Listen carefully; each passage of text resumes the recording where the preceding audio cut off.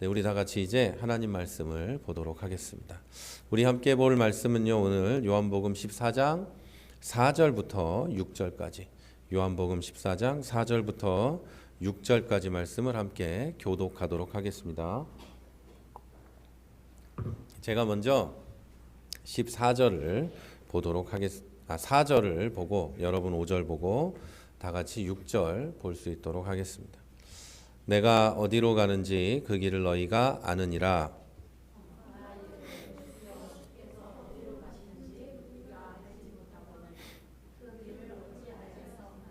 다 같이 보겠습니다. 예수께서 이르시되 내가 곧 길이요 진리요 생명이니 나로 말미암지 않고는 아버지께로 올 자가 없느니라. 아멘. 네. 오늘은 요한복음 강의 58번째 시간으로 흔들리는 시대, 흔들리지 않는 소망, 흔들리는 시대, 흔들리지 않는 소망이라는 제목으로 말씀을 나누도록 하겠습니다. 먼저 미리 말씀드리지만 저는 오늘의 설교를 이걸 하려면 이미 1년 전에는 준비가 돼 있는 겁니다. 그러니까 요한복음 강해를 한다. 그럼 요한복음 강해는 지난 몇 년 동안 준비가 다 돼 있는 겁니다. 그리고 요한복음 강해를 시작한다는 건 시작 시점 이전에 이미 1년 전쯤엔 다 준비가 돼 있다는 이야기입니다. 그걸 여러분이 다 아셔야 돼요. 그러니까 나한테 하는 얘기인가 뭐 이상한 얘기 하지 말고, 지난번에 어떤 분이 우리 교회 오셨다가 나한테 하는 얘기냐고 농담을 하던, 난 1년 전에 준비합니다 그랬어요. 그러니까 1년 전에 이미 준비가 끝난 얘기다. 이걸 충분히 이해하시고 들어야 돼요. 제가 항상 설교할 때는 갑자기 본문을 바꿔서 나오는 일은 저는 없어요. 그 내용을 바꾸는 일도 거의 없고. 자, 그렇습니다. 자, 지금 우리가 살아가는 시대는 어느 때보다 복잡하고 혼란스럽습니다. 기후 위기와 자연재해가 있고요. 벌써 3월인데 봄이 오고도 남아야 되는데도 아직은 좀 그렇고, 날씨가 꽃샘추위가 있다 그랬다가 없다 그랬다가 별의별 날씨도 바뀌고, 어떤 곳에는 폭우가 쏟아지고 어떤 곳에는 또 한참 춥고, 영하 몇십 도 내려가지 않는 곳에 갑자기 영하 몇십 도가 내려가고, 미국 텍사스에 눈이 오지 않는가 하면 여러 가지 기상 이변이 일어나고 있습니다. 그리고 전 세계적인 경제적인 불평등은 각 나라의 그 자국 우선주의, 다시 말해서 우파 세력들이, 극우 세력들이 득세하는 그런 시대를 만들어가고 있습니다. 미국으로 치면 이제 트럼프 같은 극우 세력이 자리를 잡고 있고, 독일도 역시 마찬가지고, 다른 나라들도 다 마찬가지예요. 우리나라나 어느 나라에만 있는 그런 특별한 일이 아니고 전 세계적으로 자기 나라만, 우리 국민의 이익만을 주장하는 그런 시대가 왔습니다. 세계화의 실패가 여기서 드러나고 있는 것이죠. 그리고 세계 곳곳에서 터지는 전쟁과 갈등, 전쟁은 봉합될 줄 모르고 내 나라의 이익이 보장되지 않으면 전쟁은 끝까지 하겠다는 이런 사람들이 전 세계 곳곳에 가득 차 있습니다. 그리고 아직도 내전 중인 나라들도 많이 있습니다. 국가가 붕괴되고 내전에 빠져 있는 나라들은 아직도 있고, IT 같은 나라는 심지어 깡패가 정권을 잡고 휘두르고 있는 상황에 놓여 있죠. 그리고 우리는 이 모든 사건들의, 이 모든 일들의 정보를 무엇으로부터 얻는가? 유튜브로 얻고 있습니다. 유튜브에서 나오는 이야기들을 가지고 우리는 또 자기한테 날라온 카카오톡에 있는 이야기를 가지고 세상의 일들을 판단하고 평가하고 있습니다. 우리나라만이 아니고 전 세계 모든 언론은 이제 믿을 수 있는 언론은 없습니다. 광고 때문에, 광고주의 이익에 따라 행동하는 것이 언론이기 때문에 상당히 어려운 상황에 놓여 있습니다. 우리는 매일 이렇게 수많은 혼란 속에서 살아갑니다. 어떻게 내가 이걸 판단해야 되는지, 뭐가 옳은지 그른지 알 수 없는 시대를 살아가고 있죠. 자, 이런 시대를 살아가는 우리 기독교인 역시 무엇이 옳고 그른지 판단하기 어려워지고 삶의 가치와 목적을 쉽게 잃어버리곤 합니다. 어떤 설교를 들으면 잘 먹고 잘 사는 것, 돈 많이 버는 것이 정말 좋은 신앙의 길이다 이렇게 이야기하고, 어떤 설교를 들으면 그렇지 않다고 이야기를 하고, 같은 본문을 놓고 어떤 사람은 이게 맞다고 하고 어떤 사람은 저게 맞다고 하고, 우리는 그걸 다 유튜브를 통해서 경험하고 있습니다.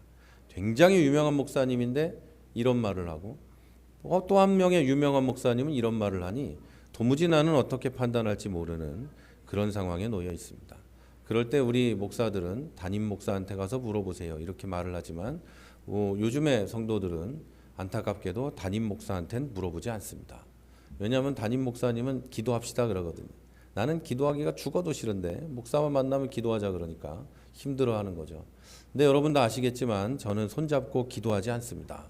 기도합시다 이런 얘기 저한테 들어본 사람은 한 명도 없을 거예요. 항상 물어보면 저는 대답을 해줍니다. 그리고 이야기를 해주고 함께 이 뭔가 길을 찾아보는데 그게 참 희한한 건 그래도 안 물어봐요. 안 물어봐. 물어보고 같이 성경에 이렇게 써 있는데 무슨 뜻이에요? 이렇게 물어보는 사람이 없다. 심각한 문제예요. 그걸 어디다 물어봐요? 유튜브에 물어보는 거예요. 아니면 뭐 조금 더 발전된 사람은 챗 GPT에 붙잡고 이게 무슨 뜻이에요? 물어봐요. 여러분 거기서 정답이 나올 거란 기대는 하지 마시기를 주님의 이름으로 부탁을 드립니다.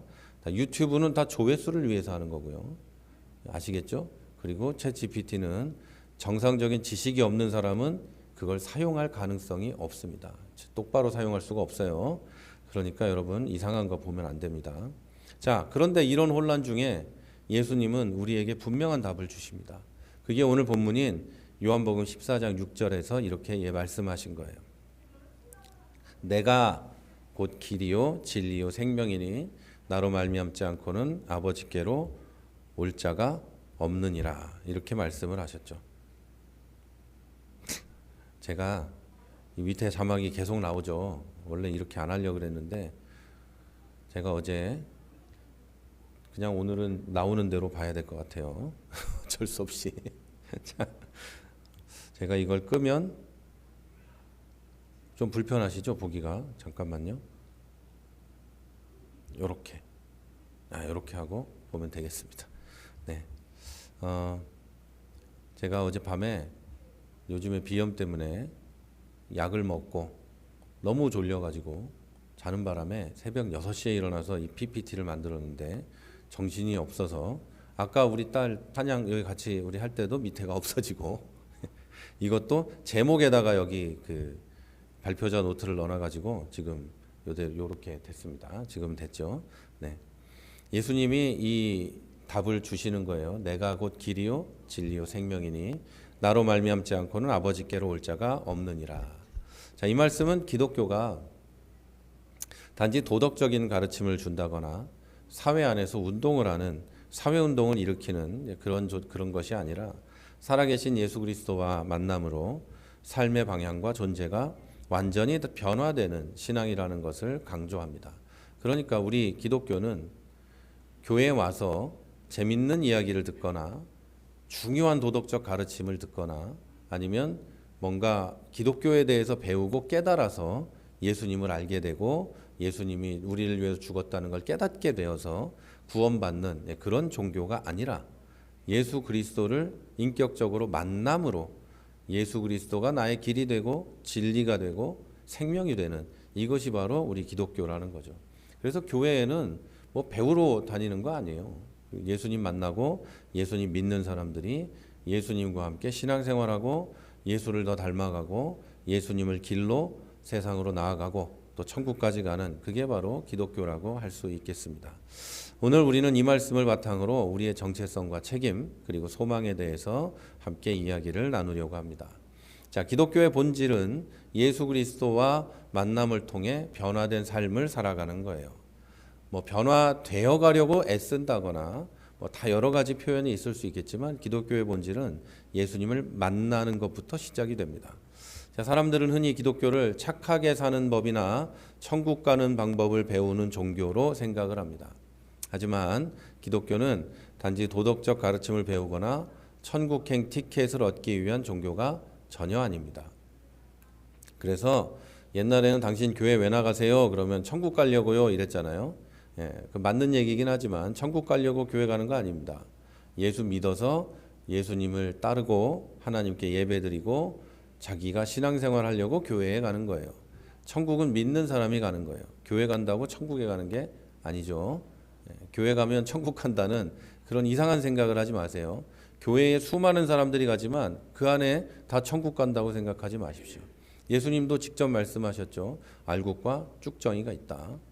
분명히 예수님이 말씀하신 내용이에요. 그러나 쭉정이가 하나일 수도 있고 쭉정이가 99일 수도 있겠죠. 그건 우리가 판단하거나 알 수 있는 문제는 아니죠.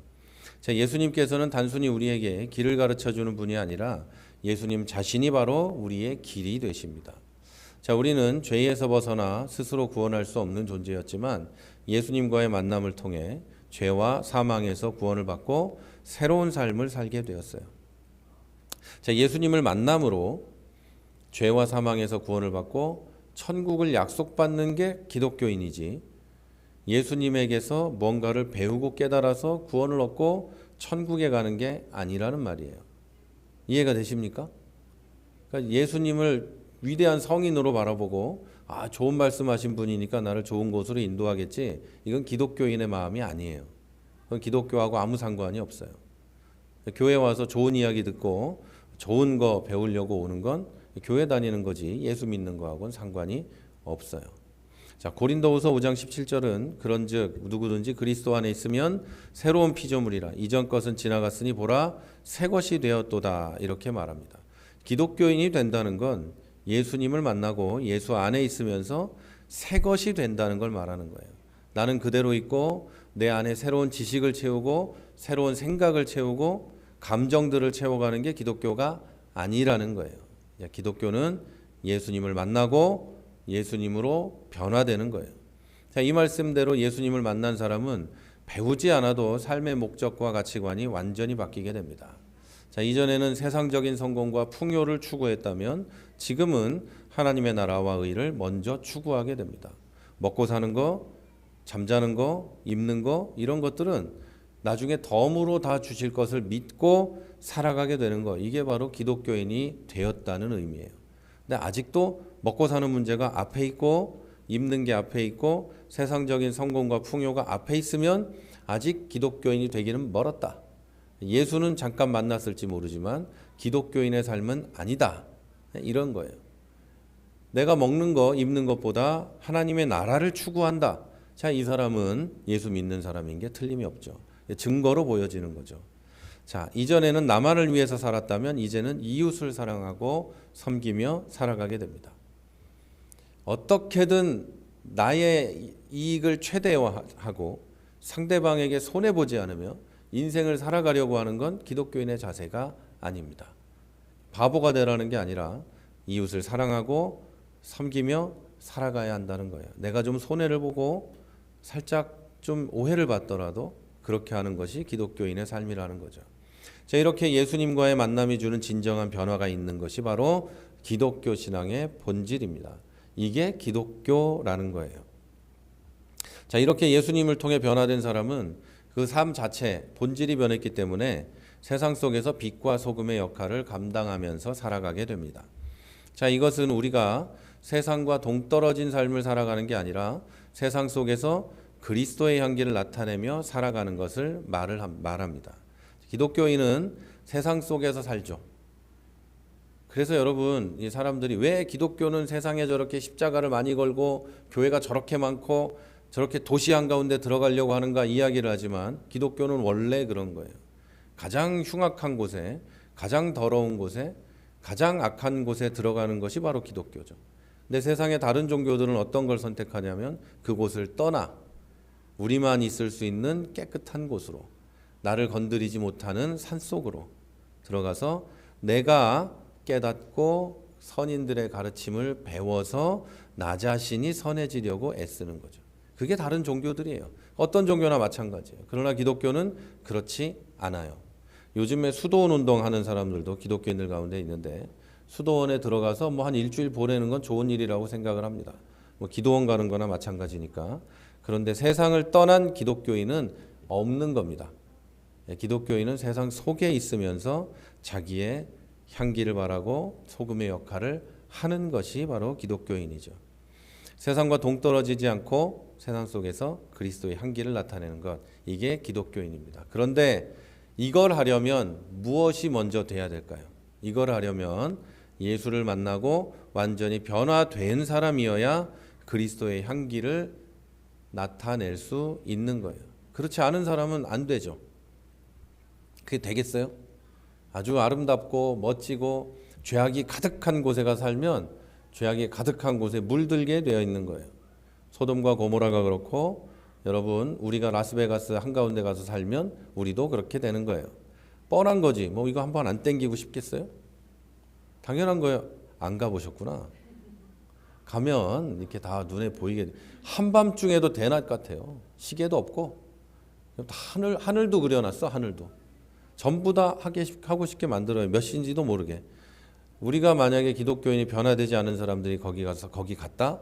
그럼 다 그렇게 되는 거예요. 그래서 여러분, 기독교인이 세상 속에 살면서 세상의 악한 것들과 악한 사람들과 동화되는 것은 그가 문제가 있는 거지 기독교가 문제가 있는 게 아닙니다. 그게 문제지 기독교나 예수가 문제 있는 게 아니라는 거예요.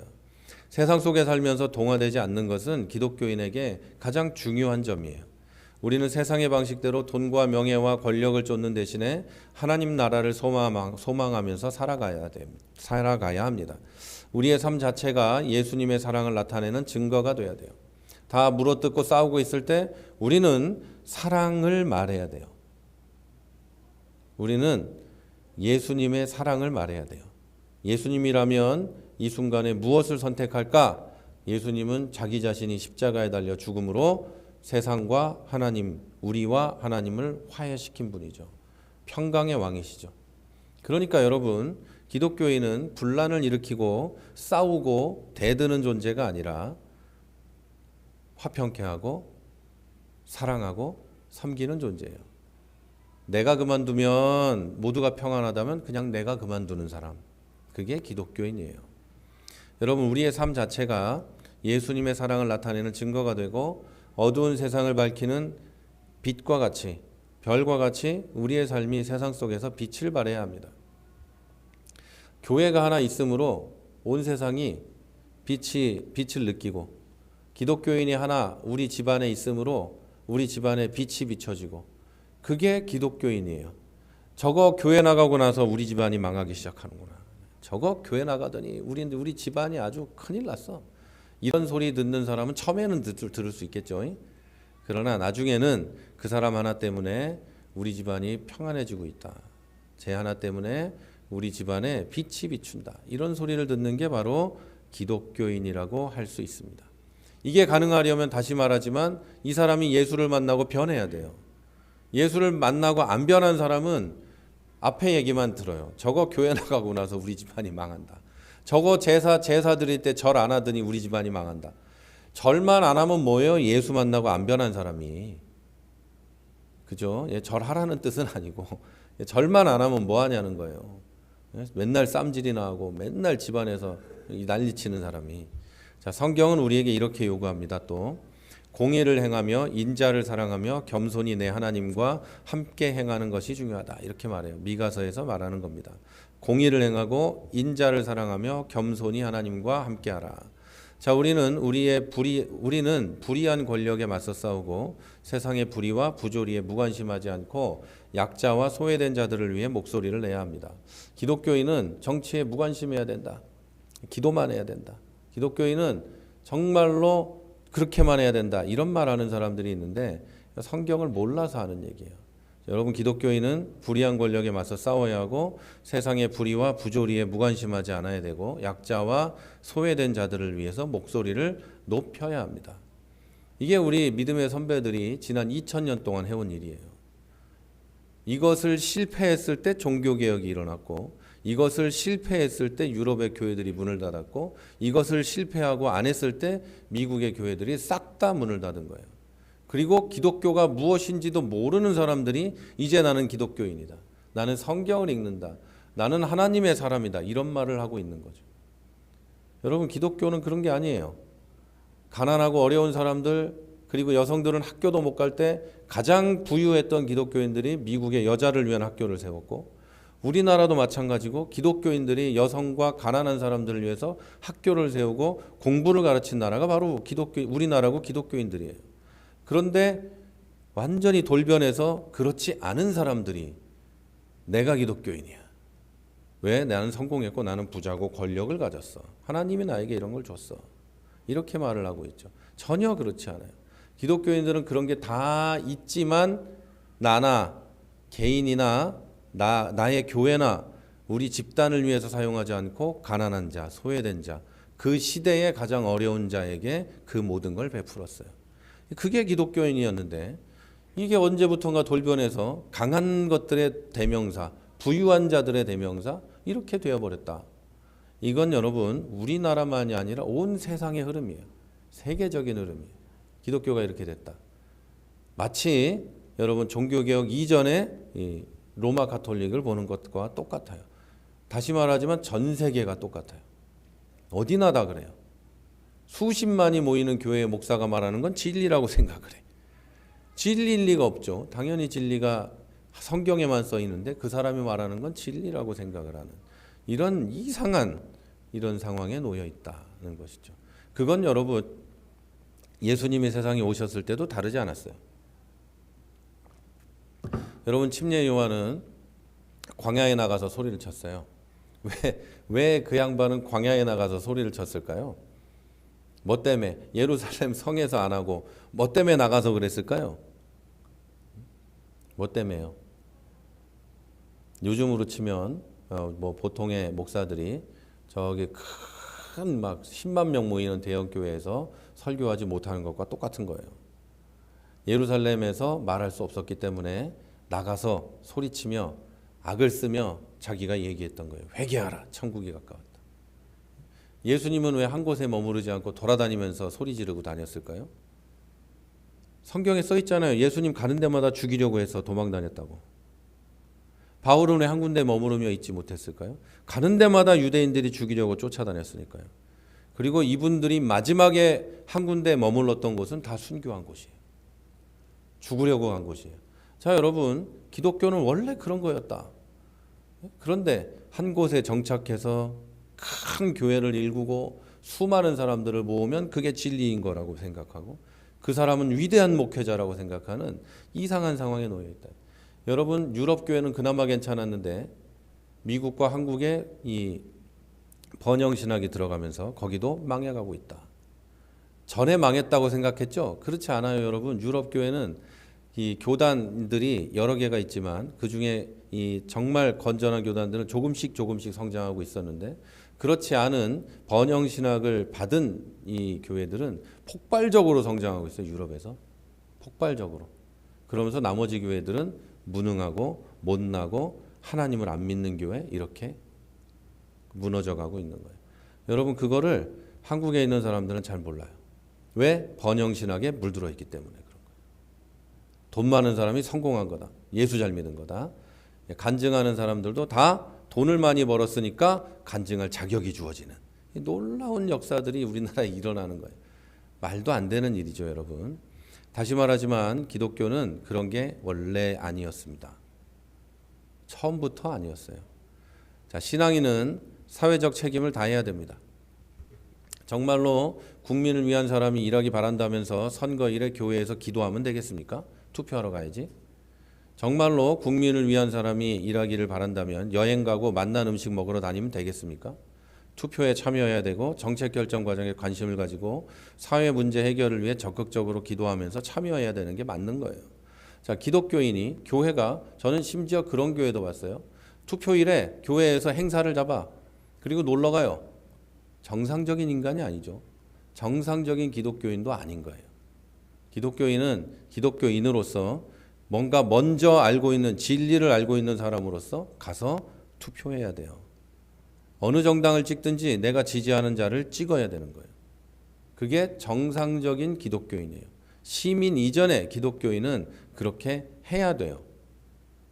자, 하지만 기독교인은 세상의 방식대로 힘과 권력으로 싸워서는 안 됩니다. 기독교인이 많이 모여서 힘을 보여주고 권력을 보여주는 건 성경적이지 않습니다. 기독교인이 많이 모여서 힘과 권력으로 싸웠던 대표적인 기독교 역사의 사례들이 있습니다. 그 사례들은 첫 번째 십자군, 기독교인이 많이 모여서 악의 세력에 대항해서 전쟁을 일으켰던 많이 있죠. 그 이후로도 많이 있어요. 여러분 임진왜란 때 일본군은 십자가 달고 우리나라 쳐들어왔어요. 기독교인들이었어요. 여러분 그 수많은 기독교인이 모이고 내가 힘으로 권력으로 뭔가 쟁취하겠다는 건 기독교인 예수님의 방식이 아니에요. 예수님은 그 수많은 사람들이 따랐지만 혼자 남아 십자가에 달려 돌아가셨어요. 수많은 사람들이 예수님을 따랐지만 권력을 쟁취하지 않았어요. 십자가에서 내려올 수 있었지만 내려오지 않았고 죽은 사람을 살렸는데 예수님은 그러지 않았어요. 바울은 나머지 사도들은 그런 능력이 없어서 다 순교해 버렸을까? 아니에요. 이 사람들 다 능력이 있었어요. 그러나 그러지 않았다. 왜? 그게 예수님의 방식이니까요. 우리가 예수님이 길과 진리고 생명이라고 믿는다면 예수님이 주시는 생명만 취하는 게 아니라 예수님의 방식을 따라가야 돼요. 그게 예수님의 길이니까 우리도 그 길을 가야 하는 거예요. 기독교인은 그 길을 가는 사람들이지 권력을 쟁취하고 힘을 쟁취하는 사람들이 아니에요. 십자가에 달릴 자격과 능력과 권한과 이런 걸 가진 사람들이 우리들이에요. 아무나 할 수 있는 일이 아니에요. 그런데 그러지 않고 십자가를 포기하고 힘을 갖기를 원한다. 그건 기독교인의 길이 아니에요. 예수님의 사랑과 섬김, 희생의 방식으로 세상을 변화시키는 게 기독교예요. 그리고 여러분 개개인입니다. 예수 그리스도께서 보여주신 섬김과 희생의 본을 따라 우리도 자기를 낮추고 이웃을 섬기는 삶을 살아야 합니다. 그리고 기독교가 이런 모습이 되었을 때 세상을 변화시키고 사람들의 존경과 존중을 받게 됩니다. 제가 다시 말씀드리지만 설교는 이미 1년 이전에 다 만들어 놓은 거예요. 요즘의 모든 일들 때문에 하고 있는 설교가 아니라는 거예요. 자, 세 번째 우리가 볼 것은 그러면 우리는 이 세상에서 무엇을 추구하며 살아야 할까요? 성경은 이렇게 말합니다. 이 세상도 그 정욕도 지나가되 오직 하나님의 뜻을 행하는 자는 영원히 거한다. 이렇게 말하고 있습니다. 우리의 삶은 이 세상에 영원히 머물러 있는 게 아니라 잠시 머물러 가는 나그네와 같습니다. 우리의 시민권은 하늘에 있고 우리는 하늘을 향해 가는 순례자입니다. 그렇기 때문에 이 세상의 헛된 욕망이 아니라 하나님이 기뻐하시는 영원한 가치를 추구하고 살아야 합니다. 하나님이 기뻐하시는 영원한 가치가 물질일까요? 우리가 명예를 갖는 걸까요? 권력을 갖는 걸까요? 아니겠죠. 하나님이 기뻐하시는 영원한 가치는 하나님의 나라와 하나님의 의입니다. 하나님은 그것이 하나님의 영원한 가치라고 말씀하셨어요. 자기 부인과 헌신을 통해 예수 그리스도를 따라가야 합니다. 자신의 욕심과 이기심을 버리고 하나님의 뜻에 순종하는 삶을 살아가야 합니다. 또한 자신의 십자가를 지고 고난과 어려움을 감당하고 예수 그리스도를 따라가야 합니다. 요즘에 많은 기독교인들은 십자가를 안 지려고 해요. 십자가는 목사님 혼자 지시고 우리는 따라가겠습니다. 종종 돈은 낼 수 있습니다. 우리 교회는 그런 사람이 없지만 그런 사람들이 많아요. 십자가는 우리 선교사님들이 다 지시니까 나는 방송국에 전화해서 5,000원씩만 내겠습니다. 나는 그걸 방송 선교사라고 부르는 것조차 이해할 수 없어요. 그건 선교 후원금을 보낸 거지, 방송 후원금을. 그게 왜 선교사입니까? 선교사 아니에요. 요즘에는 뭐 그냥 신학교도 안 가고 어디 선교단체에서 일하면 다 선교사래. 아니에요. 여러분, 선교사는 우리 같은 목사들보다 훨씬 위대한 생명을 건 사람들이에요. 그러니까 그런 사람들의 이름을 참칭해서는 안 돼요. 5,000원씩 내면서 자기가 선교사래. 심지어 증명서도 띄워줘. 말도 안 되는 소리 하고 있어요. 저는 그런 데다가 전화도 해보고 그런 사람을 만나면 욕도 해봤어요. 그건 말도 안 되는 얘기예요. 선교사들을 욕되게 하는 거예요. 욕되게. 그래서는 안 되는 거예요. 여러분, 우리가 선교사나 목사나 전도사나 이런 사람들이 다 같은 사람들이지만, 다 목회하는 사람들이지만, 여러분, 그분들만이 아니라 성도들은 모두 다 자기 십자가를 져야 돼요. 그리스도를 따르려거든 자기 십자가를 지고 자기를 부인하고 자기 십자가를 지고 예수를 따라오라 그랬어요. 예수를 따라가는 사람이 오직 목회자만이에요? 아니죠. 저는 그냥 늘 말씀드리지만 교회에서 설교하는 사람이지 대단한 사람이 아니에요. 똑같아요. 여러분이나 저나 똑같아요. 우리는 모두 자기 십자가를 져야 돼요. 다만 목사가 지는 십자가가 따로 있을 것이고 성도들 중에 A라는 사람이 지는 십자가가 삶 속에서 따로 있을 것이고 다 따로 있는 거예요. 그걸 목사는 알 수는 없어요. 그런데 나에게 하나님이 요구하시는 십자가는 내가 지고 가야 되는 거예요. 이것도 남보고지라 그러고 이것도 제보고지라 그러고 그러면 여러분 그건 기독교인의 길이 아니에요. 우리의 시민권은 하늘에 있어요. 자, 우리는 예수 그리스도 안에서 참된 만족과 행복을 누릴 수 있습니다. 세상은 우리에게 끊임없이 거짓된 행복을 약속하지만 참된 행복은 오직 예수 그리스도 안에 있습니다. 자, 우리는 예수님 안에서 영원한 생명을 얻고 하나님의 자녀로 살아갈 수가 있습니다. 자, 마태복음 6장 24절에 예수님은 너희가 하나님과 재물을 겸하여 섬기지 못하느니라 이렇게 말씀을 하셨습니다. 한국 기독교는 우리나라의 경제 성장과 함께 물질주의에 물들어 진리와 생명을 잃을 위기에 놓여 있습니다. 교회가 진리보다 돈을 우선시하는 세태 속에 우리는 진리와 생명이신 예수님을 회복해야 합니다. 교회만이 아니라 성도 개개인이 내가 무엇을 추구하는지를 돌아보고 예수님을 추구하는가, 성공을 추구하는가, 물질을 추구하는가를 살펴봐야 돼요. 여러분 교회가 양적으로 성장하는 것은 중요합니다. 안 그러면 문을 닫아야 되니까 성장하는 건 굉장히 중요합니다. 하지만 더욱 중요한 것은 본질적으로 성장해야 됩니다. 옛날엔 영적 성장 이렇게 질적 성장 이렇게 불렀지만 본질적으로 한 생명체가 성장하는 데는 여러 가지가 필요합니다. 그 안에 몸만 비대해지는 것은 정신이 성장하지 못하고 마음이 성장하지 못한 사람이 되는 겁니다. 때에 맞춰서 몸이 성장하고 때에 맞춰서 정신과 영혼과 마음과 지식이 성장해 가야 돼요. 자, 이걸 맞추려면 성경을 묵상하고 기도에 힘쓰고 성령의 인도하심에 순종하는 성도가 늘어나야 됩니다. 이런 사람들이 늘어나야 교회가 자연스럽게 질적으로 양적으로 성장해 갈 수 있습니다. 목사 혼자 죽도록 떠들어봐야 아무 소용이 없어요. 성도들이 한 명 한 명 변화될 때 그때 교회가 성장해 가기 시작해요. 껍데기들은 많이 모을 가능성이 많다니까요. 우리도 사람 많이 모을 줄 알아요. 근데 그거 하나도 안 중요해요. 여러분 사람이 많아지잖아요. 제가 한번 말씀드렸을걸요. 좋은 점이 딱 한 가지가 있어요. 두 개. 첫째, 사람이 많다. 내 설교 들어주는 사람이 많다. 둘째는 뭘까요? 돈이 많다. 이거 말고는 좋은 게 하나도 없어요. 나쁜 점은 그거 말고 수백 배가 있어요. 수백 개가 나쁜 점은. 사람만 많을 경우를 말하는 겁니다.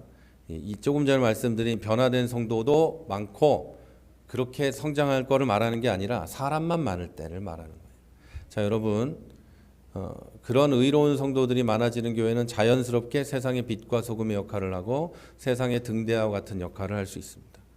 이것은 급하면 안 돼요. 세월이 흐르면 될 수 있는 거예요. 그렇게 성장해 가다 보면 이루어집니다. 소돔과 고모라는 의인 10명이 없어서 멸망했어요. 소돔과 고모라가 의인 10명이 있었다면 멸망하지 않았을 거예요. 분명히 멸망시키기로 작정하셨지만 10명만 있었으면 멸망시키지 않으셨을 거예요. 우리 사회의 미래는 그리스도인들이 얼마나 그리스도인답게 살아가는가에 달려 있습니다. 제가 분명히 장담하건대 우리나라에도 이렇게 기도하는 분들이 많을 거예요. 우리나라에 의인 몇 명이 있으면 우리나라를 지켜주세요.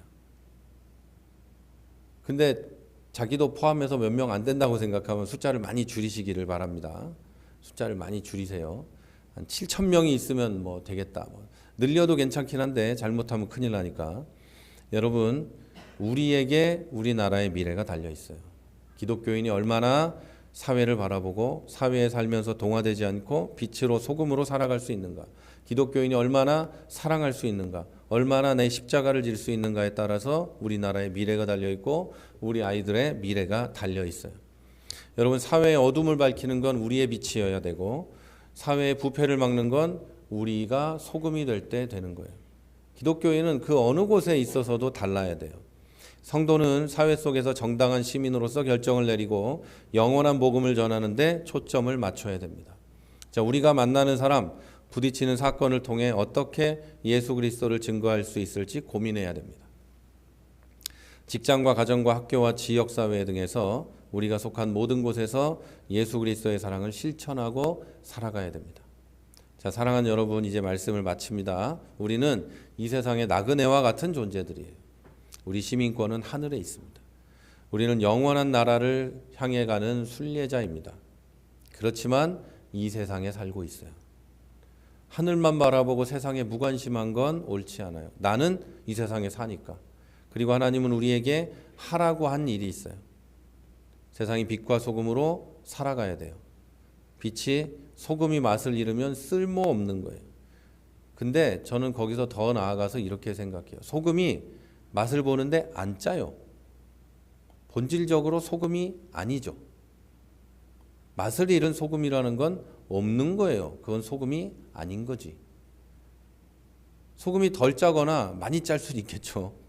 맛소금도 있고 뭐 여러 가지가 있으니까. 그런데 소금이 안 짜요. 그건 소금이 아닌 거지. 기독교인인데 잠시 기독교인이 아닌 게 됐다, 이런 건 없어요. 한 번 기독교인은 영원히 기독교인이에요. 세상에 그 무엇도 하나님의 사랑에서 우리를 끊을 수 없다고 믿는다면, 내가 소금이라고 믿는다면 나는 계속 짜야 돼요. 권력자 앞에서도 짜야 되고 가난한 자 앞에서도 짜야 돼요. 그렇죠? 당연한 겁니다. 자, 여러분, 우리가 그래서 세상의 유혹과 어려움 속에서도 예수님을 붙잡고 세상의 빛과 소금으로 살아가기를 부탁드립니다. 에베소서 5장 8절은 너희는 이전에 어둠이었더니 이제는 주 안에서 빛이라, 빛의 자녀들처럼 행하라, 이렇게 말합니다. 성도는 사회 정의를 추구해야 하지만 먼저 하나님의 공의로 가득한 신앙인이 되어야 합니다. 성도가 정의를 추구하는 건 당연하지만 하나님의 공의가 그 안에 있어야 돼요. 이웃에게 나아가기 전에 해야 될 일은 하나님을 사랑하는 마음이 충만해야 합니다. 그 순서가 바뀌면 안 되는 거예요. 성도는 자기의 삶을 통해서 하나님의 나라를 이 땅에 세워가려는 목적이 있어야 합니다. 하나님의 나라예요. 하나님의 나라.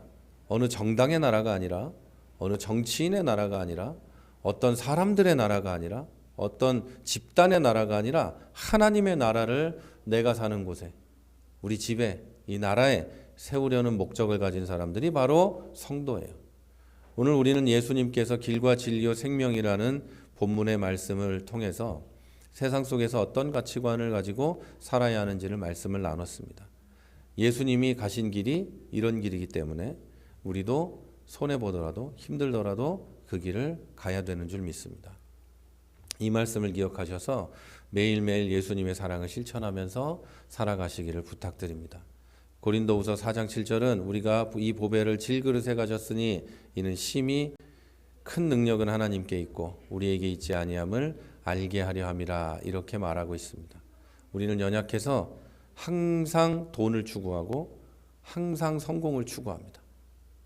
목사라고 다를 게 있을 것 같아요? 없어요. 똑같습니다. 항상 그런 걸 추구해요. 그런데 우리가 예수 그리스도를 이 연약한 나에게 내가 가지고 있으니 큰 능력이 하나님께 있기 때문에 우리는 하나님을 의지하고 내가 하겠다는 생각을 버리고 하나님을 바라보고 하나님이 이 모든 일을 하신다는 약속을 믿고 살아가야 될 줄로 믿습니다. 이 세상을 향한 하나님의 사랑의 통로가 여러분들 한 명 한 명이 되시기를 주님의 이름으로 축원합니다.